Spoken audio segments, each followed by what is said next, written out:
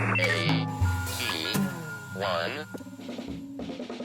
They're like our second show or something. Kelley had like a broken leg. I suddenly woke up one day and my foot was like blue and I couldn't step on it and I was like, it's broken obviously. And then when I went to the doctor, they said it wasn't broken. But your foot's blue. I know. I was like, something's wrong with Clearly it. something's wrong. I was fresh on the crutches and I like tripped up the stairs on the way on stage. I was like, this is really embarrassing. For Audio Technica and AT1 Radio, this is At Sometime Somewhere. I'm Jacob Derwin. Today I'm joined by Kelley Dugan and Mina Walker, a.k.a. Daisy the Great. Kelley, Mina, welcome to the show. Thank Hi. you. First things first, I want to get into the art of having two lead vocalists. Most of the album, in fact, I think most of the music I've heard from you, features both of you singing in unison or in harmony.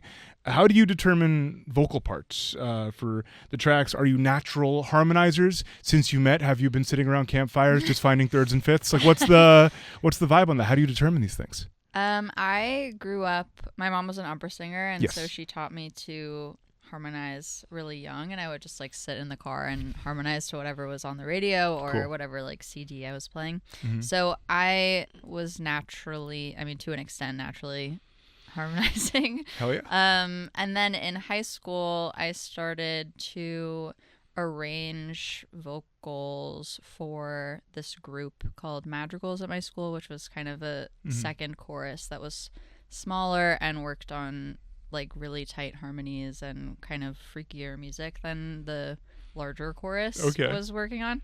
And I started arranging songs for that group in like huge vocal stacks, like 6 and 7 part harmonies. Yeesh. And then I started writing. I was writing my own music at that time, but I was writing mostly just like a melody for myself and piano. And then I started writing for multiple voices. And then those songs kind of lived in my computer for a little while and then started to become like the early Daisy music. Once I met Mina, we started sharing our music that we had collected and written over the years. And we had a similar sense of wanting to stack vocals in that way. And we kind of just pick parts and go for it. Yeah? Yeah. When we met and we started like sharing music that each of us had written, we kind of had similar like garage bands. Like because we didn't like we were like singers and like songwriters like before we were like instrumentalists. So a lot of our music,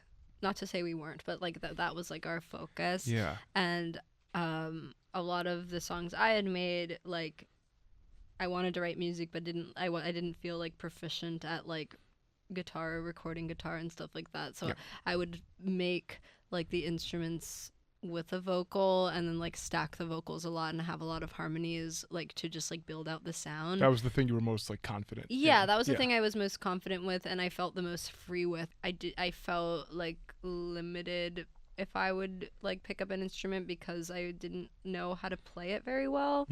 To have that like complete freedom of like songwriting and arranging, and then we could figure out like where those instruments went later, like when we developed a band, being like, okay, this is actually a guitar part or whatever. But yeah, we just started singing together, and like I think my voice sits kind of naturally a little bit lower than Kelley's, so I think usually I'll sing the You said your mom was a soprano?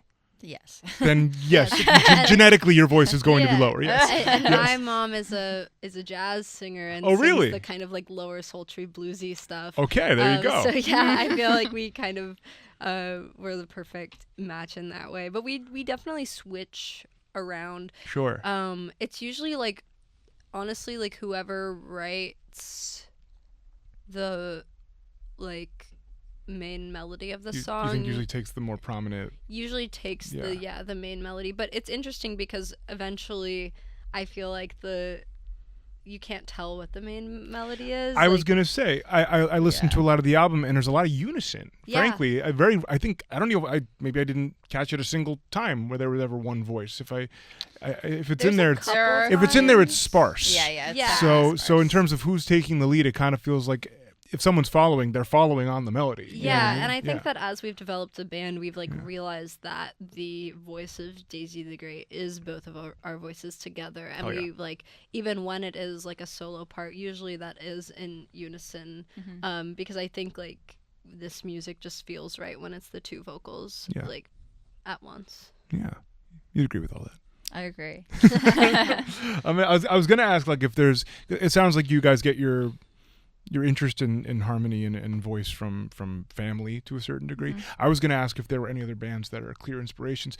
I mean, there's a tradition here from Stills, Crosby, Nash, Young, all the way to like First Aid Kit of that kind of two or more people sharing a melody in unison, or always keeping in harmony for the entirety of an album. Yeah. Almost. I wondered if there's any acts like that kind of stand out as key inspirations in performance or recording or anything. Yeah, like we're that. definitely interested in like experimental pop that Okay. like and like rock, like alternative music that uses harmony in a non-traditional way. You talking like Mountain Man, or like where are like we going? Dirty I loved Projectors. Mountain You like Dirty Projectors? Sure. Yeah. I loved Mountain Man so much. I Yeah. haven't listened to Mountain Man in so long, but I definitely had a phase.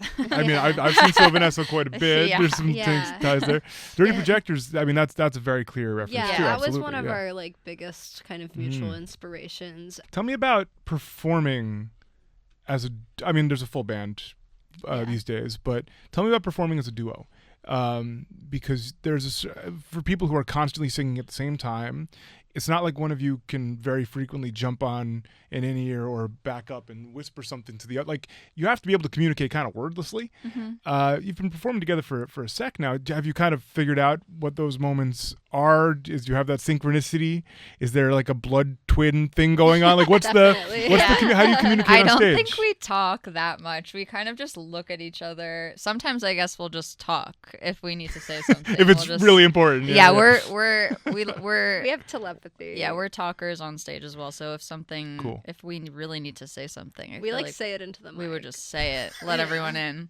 We're not really secretive on stage. I feel Yeah. like we've kind of been very like Present. open with the audience Yeah. and present with the audience. We Yeah. definitely have.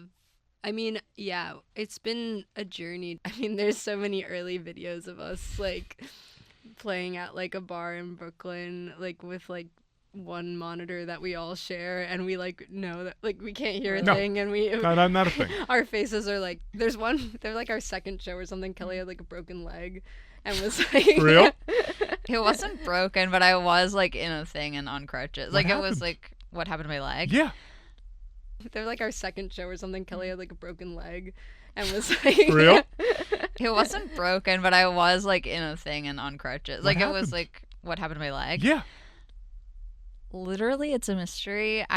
You woke up one day and it No, was... I got new shoes, and then I was like, oh, my foot is hurting. And I also, at that time, I was dancing a lot. So I was like auditioning and dancing frequently. So it could have just been like a use injury that was like something bad happened. Sure. But I suddenly woke up one day and my foot was like blue and I couldn't step on it. And I was like, it's broken, obviously. And then when I went to the doctor, they said it wasn't broken. And eventually I had to get... But your foot's... I know. I was like, something's wrong with Clearly it. something's wrong. But no one ever gave me a good answer. Yeah. They fixed it by putting me in a boot for a month and a half. And then I got like a bunch of cortisone. Like how we're also in looking it. at your foot. I know. Yeah, like, like it's gonna it's break. still... yeah, it's Oh, about to break. And that was the end. And that was the end of your tap career, I imagine. Well, no. What bar was this? Do you remember?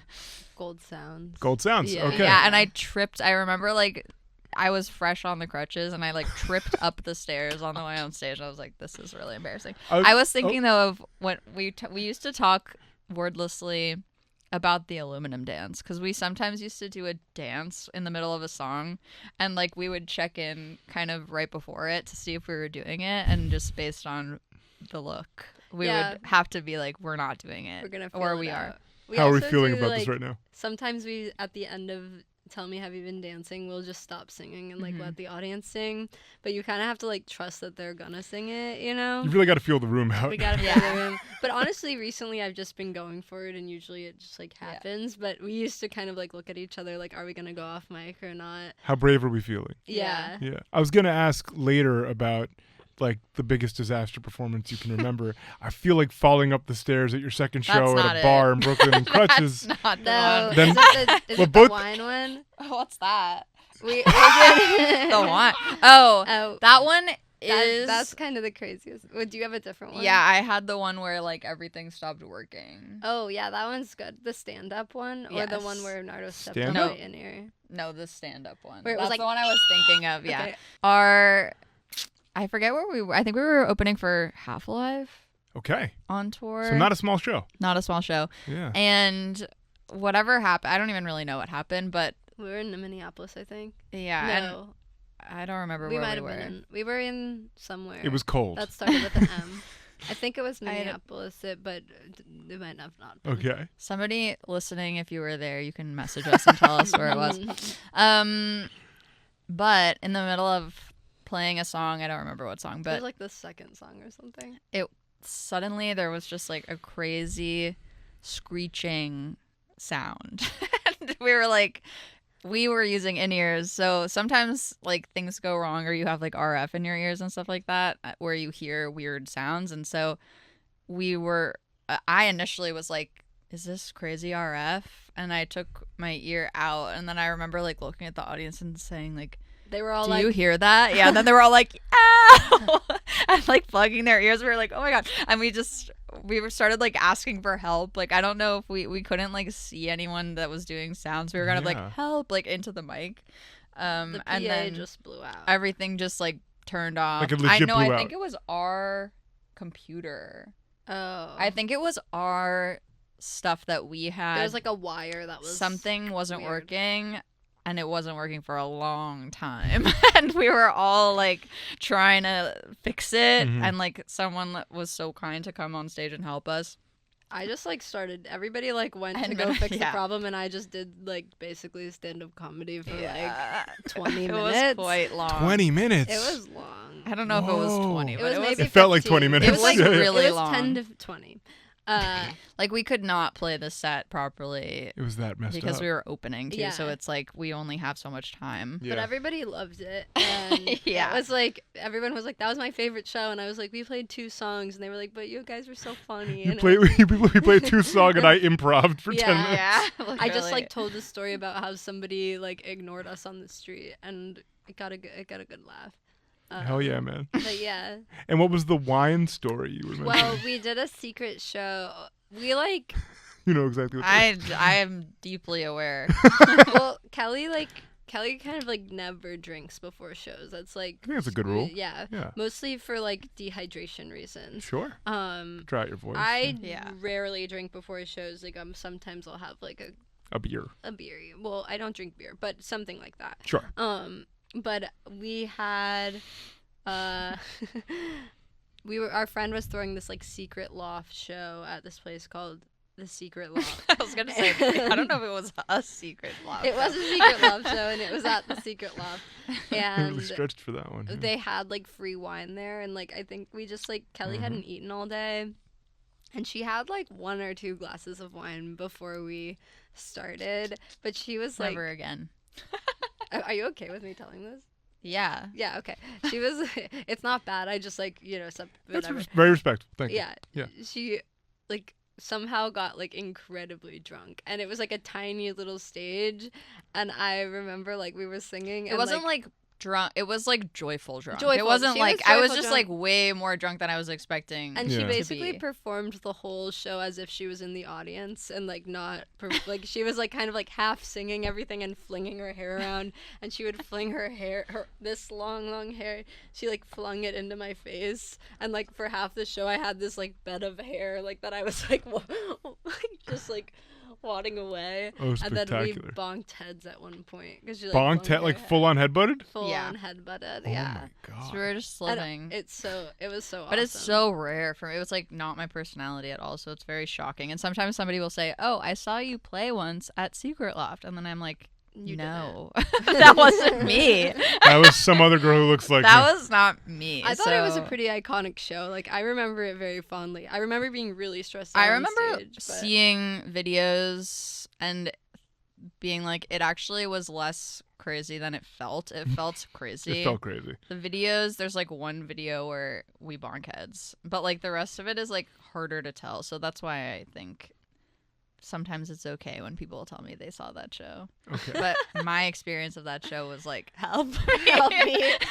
You're like, I'm stuck in this I was like, body. I really. If you could send me the video of you bonking heads, I'd appreciate that. I want to hear about performances from other artists that have kind of inspired your way of performing. You know, we all absorb a million different influences, but you've been doing this for a minute. You've probably started to kind of refine the elements that you care the most about. So who do you take inspiration from? Is it a certain artist for their sound, their look, their style, their dance moves? It sounds like you've got some of those. What comes to mind? I really liked live videos of the Talking Heads. I think that like the kind of like it's like a combination of like planned out choreographed things and also just like freedom of expression within that. And I really like David Byrne's like very unique to himself movement. You guys plan everything very diligently. There's, everyone's seen Stop Making Sense. If you haven't seen Stop Making Sense, it's one of the most famous concert films of all time. It's Talking Heads. And it's towards the end of their tour when they recorded that. And it feels so spur of the moment when you watch it. It feels like they're just running around the stage and copying each other and being goofy and making motions. But David talked about in interviews years later, like, no. By the end of the tour, it was pretty much fully choreographed. We all knew exactly what was going to happen, when it was going to happen. So do you take, I imagine there might be some similar thinking there. I want to do it more. I think but I do think that you kind of have to like start from a place of improvisation. Oh yeah, sure. To do that, like to make it feel like it's coming from you, because I think there have been times where like I've experimented with different like dance moves and stuff, and it like hasn't felt like me, or like it hasn't like felt like right for the song. I feel like also just like having the space to practice, like we practice in like a tiny room most of the time because like that's what we can afford to do, not renting out a theater but or like anything. big dreams is like have like a sound stage that you can just like practice all Work these all your things stuff on. But yeah, I'd like to get more like meticulous about that. We definitely like a lot of our stuff is based around like us switching instruments. Okay, right. Because we play a lot of different instruments in the show. So a lot of times the planned out movements have to do with that. Yeah, Kelley's got to get to the keyboard. I've got to get to the... Seriously. Yeah, but absolutely. the shows I've been the most moved by have been like artists that I just feel so strongly that only they can do what they're doing. Sure. And that so I think that the biggest inspirations for me are the people that inspire me to like find something in myself that feels special. Rather than being like, I'm gonna do what they're doing, I think of artists like Fiona Apple, and I thought of Aurora singing Life on Mars. And I thought of like, I really growing up loved really, really early Gaga, like even pre-Gaga. And there's something about all of those artists that just while they're singing, they're like completely locked in, and the moment that's happening is just like really powerful and specific. And I love singers that feel like they're really unique and true to themselves, and that there's just like a really intense fire in their eyes no matter what it is. It's like I can feel the amount that they're putting into the music, and especially as a singer, I feel like I really resonate with people that perform that way. Yeah. When you say pre-Gaga, do you mean like bitter end Gaga? Yeah. Were you grew up here, right? Are you... She went to my high school, so I was aware. So here we go. Yeah. Okay, so Stephanie went to your high school. Yes, but I was a child at that time. Okay. But I just like heard about her early, and so I was so interested in music and theater at that time. Yeah. Like already, so I was just looking at her as like someone that's making it from where I am, and so I was really that felt loving like her. a track for you? Because I'm going to the same school. Yeah. I'm doing in the same neighborhoods. It became a goal, which I don't know if that helps me or hurts me to have my goal be like the most successful person ever. Yeah. Yeah. Yeah, you aim for the I'm like, you aim okay. for the moon. If you Right. fail, you land among the stars. Right. That kind of thing. Tell me about a performance you've had now. I mean, how has it been? 8 years? 9 years? How long has it been now? 9-ish, yeah. 9ish. So you've been performing together for 9 years. Tell me about a performance that you guys have put on yourselves that you look at as like kind of the peak of where you're at so far in terms of creating a live experience. Because clearly, I mean, having theater backgrounds, the live performance is very important to you. Yeah. So what has there been a moment so far where you're like, I think that was it. I think we might have nailed it there. I think the last show of our headline tour a couple years ago. Oh, I think so the too. Music Hall of Williamsburg show we did. Sure. That was our biggest headline show we've ever done, and the biggest show in New York we'd ever done. And we were like coming home from a tour, and it felt really tight. And it was our whole band, and it just like I think the audience was so charged, and I just felt like no matter what we did, they were with us. And kind of the opposite of the choreography. Like we didn't have any like real like movements or anything planned, but everything just felt right, and it felt like no matter what we did, like the audience was there to catch us. Yeah, I just like we've never felt that many people like there to see us with like singing all the words of all the songs. Like we had to bring out like a really old like deep cut at the end, and like everybody sang along, and it just felt like a big like hang. Like it was awesome. Yeah. But I would I hope that like every show feels like that. You know? I would agree with that. I think also there's something that's just so special about playing in New York that I think it will be tough to beat a New York show. Well, especially being like a hometown I know. thing for you. It's hometown, and it just feels like really, I don't know. We took a little break from performing. We used to play constantly in New York, and then once we were on more of a touring schedule, it just doesn't really work that way anymore. And so we play here less frequently, and so it feels really special when we get to play. I want to talk about your earlier performance experiences, pre-band stuff. I was just talking to a vocalist, EDM producer named Lux Tides, and I joked with her about the theater girly to EDM pipeline.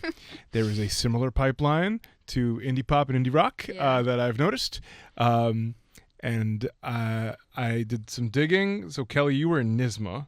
You did NYSSMA? Oh, yes. Oh, my God. I know about NYSSMA because when I was in school, I did NYSSMA for drums. Oh, nice. So for people who don't know what NYSSMA is, can you tell people what NYSSMA is? Well, yes. What I know, I mean, you may have been more involved. I promise you I wasn't. Okay, what I did was a yearly, I guess, competition or judging panel. Yeah, judging event where I competed in classical voice. So I would go and sing a piece for a judge and then sight read another piece that they give you. That's right. And then they score you based on vocal skill and music theory skill and performance skill. And I got 100. You got a perfect score. Yeah. I don't know a lot of perfect scores, especially not in voice. Thank you. Dude. Thank you. Thank you. you. Hey, man, did you do it from a very, I mean, you said your mom was... No, I did it. Oh. So I only did that twice, I think. Still? I remember that I got a 96 once, and I was really like, come on. It's really close. Come on. And then the little bit next more. time Just a I nudge.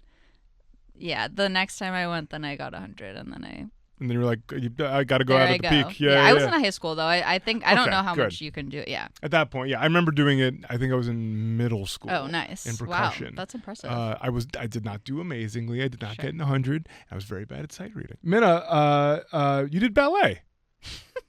Yes. How early were you doing ballet? Well, I actually did more modern dance when I was a kid, and I did a little bit of. I wasn't like a ballerina. Kid, but I did take ballet. I did this like dance program since I was like 5 years old. And you had a whole bunch of different styles of dance along the way. Yeah, it was mostly I focused mostly on like modern dance. Sure.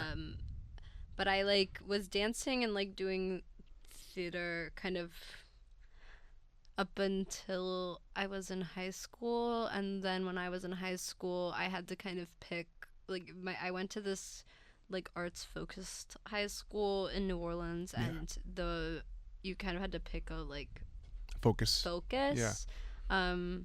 So I wanted to sing, dance, and act. Triple I threat. didn't really want to do musical theater, but I picked musical theater because I thought it would be That's how you do all three. singing, dancing, and acting. Yeah. It ended up being mostly acting, which I was like grateful for, and then like because there wasn't like it was like acting, and then there was like a choir class, but there wasn't much dance. There was like no dance, so I continued to try to do dance kind of outside of school a little Got bit. it. And I still like I'll take like ballet classes and stuff now. Really? Where do you go? Mark Morris. Oh, fabulous. Yeah. Okay, wonderful. I'm not very. I haven't danced like seriously since I was like in high school. But you still enjoy it. You still get something out of it. I love it. Yeah, but I take like beginner classes. We talked earlier about you arranging for choirs, for vocal groups. Tell me about what you learned later on being a part of a gospel choir. It was a show called The Christians at Playwrights Horizons. It's about a decade ago now. This is a deep dive. Yeah, well, I the theater stuff's relevant. Yes, you guys are it big is. into your performance styles. So, for those who don't know the show, remind me the name of the director. Nath? Lucas Nath, yeah. Lucas Nath, Dana H., some really experimental theater, beautiful, moving stuff. And you were part of a very large choir that sits on stage for a lot of this play. Tell me about being part of a giant gospel choir. That was so fun. Yeah. Yeah, it's interesting. I was in that show because I had worked previously with David Dabin, who is really excellent, and he was a music director on that, and maybe I kind of forget how involved he was with the Christians, but either way, he like recommended a group of us for that show because I had just worked with him on another show called The Mysteries, which was kind of a similar spirit of having a large group of singers. And The Mysteries was a show that was at the Flea Theater that was a 6 hour long show that was I went to that show. Yeah. They gave me falafel. Yeah. It was a They gave you retelling. falafel? Yeah, we fed the audience like dinner and dessert. Yeah. It was fun. But that show was really up my alley in terms of music because it was so wide-ranging genre-wise, and so that was it was a retelling of the Bible. I forget the numbers exactly, but it was retold by a bunch of different playwrights, and each playwright took a section of the Bible and created a essentially mini play that jumped vibe a lot. So like one moment it would be set in Brooklyn in 2015, and then the next moment it would be something that's really, really abstract. And there was a group of us that were the angels that were singers, and we would sing in different moments, and kind of show up and at some points like narrate, and at some points just kind of provide emotional context. But yeah, so I met David through that, and that was a really vast amount of music where some of it was really gospel-y, some of it was really pop, some of it was super operatic. Yeah. And there was this group of us that just felt like shapeshifty in that way, and that's something that I really, really love. And then the Christians was looking for people to be in that choir, and so there was a group of us from the Mysteries that hopped over to the Christians. Yeah, I was gonna say easy little jump. It was rotating though. It was really interesting because there was a bunch of singers that were a part of the Christians. So yeah, you would like put on your robe, show up to Playwrights Horizons and put on your like gospel robe, and then go out on stage. I don't remember the music being like something shocking to me to be doing, but it was really exciting to be in that show because I would sit on the stage for the whole play, and then when we sang, or maybe not for the whole play, for however long A the long gospel, time. the gospel sits on stage, but I would just like watch the play from the Yeah. audience or from the like back of the set, which Yeah. was really cool, and you could like watch the audience watch the play. It was cool. It's pretty I felt sick. a little bit like invisible because we're just sitting there watching. But Hiding there in your was, robes. You know? yeah, Yeah. but that was like an amazing experience, totally. But yeah, the show was good. I remember enjoying it and enjoying the meal. Kelley was fine. The falafel, though. That was the good stuff. Yeah. Yeah. I had so much falafel after we fed the audience. They would bring the falafel down to the dressing room, and we would have like 10 minutes to have dinner, like before we had to go run Scarfing back on down. stage. Well, weren't you like mostly on like this balcony? No, there was like so many different parts. The set was honestly amazing. remember There you was on a balcony. it was really woven through the audience, Yeah. and the audience kind of sat in this like cross shape, like it made a cross. Mhm. But then we could also be behind the audience, and there was like a But your kind of part was kind of proscenium. like sneaking around. I would be behind, but it depends on the scenes. Like Yeah. there was scenes where we were like all in the middle. On Mina's website, old website, I think it's defunct now. How I did found- you find it? I found a quote that was there oh no. A quote. from the choreographer of the Velveteen Rabbit at the Atlantic Theater Aw. Company, and the Sorry about choreographer that. name's Allison. She said Aw, that that's Mina nice. is a charismatic performer who brings both buoyancy and depth to the stage. Kelley, so can you speak sweet. to that? I saw the Velveteen Rabbit. Yeah, would you I agree with that actually worked review? on the Velveteen Rabbit with Allison. I helped Allison. Oh, really? Yeah. Oh, would you I agree with love her review Allison. of Mina? Definitely. Yeah. Yes, Mina's very buoyant. No, that was such a sweet show at the Atlantic where we went to school, and then I also teach there sometimes in acting class. But I definitely think that Mina's spirit on stage is very joyful and full, and Bouncy. yeah, I'm like, what's a synonym for buoyant? Buoyant. Yeah. Incredible.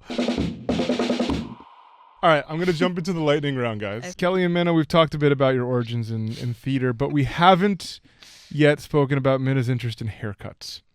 And so, for this lightning round, I've pulled up some iconic Broadway hairdos. Oh.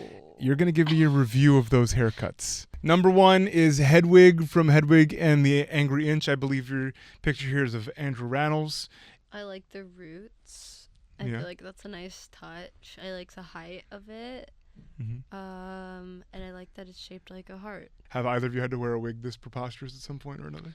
I wore a powder wig for I had this group called Subtle Pride. That's like an experimental performance art group, and there was a scene where I had to wear a powder wig and sing opera Okay. in a made-up language. In a made-up Close language. to Italian, but we made it up. But not quite Italian. Not quite Almost Italian. Italian.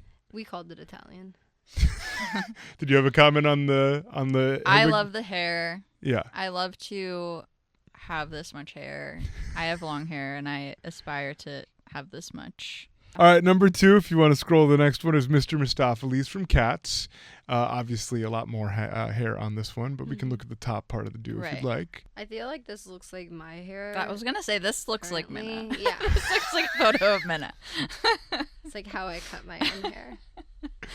Is Mr. Mistopheles your style icon? Yeah, I feel like I look like a cat's Cat? character. Yeah, a cat's cat. A cat's cat. I am a cat's cat. Yeah. And people are always saying that. How about Alexander Hamilton, Lin-Manuel? It's very He looks so simple. young, like in this picture. It He could have been looks so early Hamilton. joyful. He looks so He joyful. just looks like a boy. Yeah. Just a boy playing a founding father. Yeah. Yeah, simple slick back. Yeah, man. We got Tracy from Hairspray. The bow. Good bow. A bow that forward is such a look. Yeah? Yeah, I've never done it, but I was a Right on headband. I was a headband kid. I mean, I feel like the 60s will come back around and Yeah. we'll start using lots of hairspray. Bernadette Peters as Dot from Sunday in the Park with George. Yes. How do we feel about the classic Bernadette look? I love it. So cute. I love the curls. I love short curly hair. Thank you. You're welcome. Usually this is a lot longer. Did you see Cola Scola? Yes, I did. On the Tonys, where I forget what the exact era was, but it was meant to be a Bernadette Peters look. Beautiful. Yes. Yeah. I love Bernadette Peters especially when I was little, and I love Sunday in the Park with George. So These are all things I completely understand. Yeah. Yeah, absolutely. It all tracks entirely. I don't have Mandy Patinkin on the list, but also a great haircut Amazing, in this shoot. This is from Macbeth about 10 years ago to 11 years ago. This is Hecate. This is one of the most insane, gorgeous wigs I've ever seen in my I life. I'd love to agree. get your take on this. I wish that this was a picture of me. Yeah, this is awesome. I actually just sent Kelley inspiration for a picture I want to do of her with balloons tied to her hair that like pull it up, and this reminds me of that. I see there's kind of like a crown of thorns, like maybe Jesus vibe in this. Maybe Jesus. I see there's some oysters shells near her. I like this like half up, half down look. I think it's a very like interesting take on half up, half down. Yeah. And yeah, I could see Kelley rocking this on Yeah. stage. I'll yeah. do it. All right, next tour. Of Next course. I'll hold you to it. Amazing. After balloons. After balloons. I'm very curious about I the balloons. did nail my hair to our manager's wall at Yeah. her house for a picture. The balloons is gonna happen. I'm Yeah, gonna I make will do it. happen. That's my last question, guys. Could you tell us where people can find you online if you want to be found? Our website is daisythegreat.com, and then we are on socials at Daisy the Great Band or Daisy the Great. Whichever one looks like us. Right. Look for these two. And you can find us on Instagram at AT1Radio. That's AT_ONE_radio. And of course, you can learn more about Audio-Technica and its many excellent microphones like these and more on our website, audiotechnica.com. That's audio-technica.com. Thank you guys so much for being here. I appreciate it. Thank you. Thank you. AT1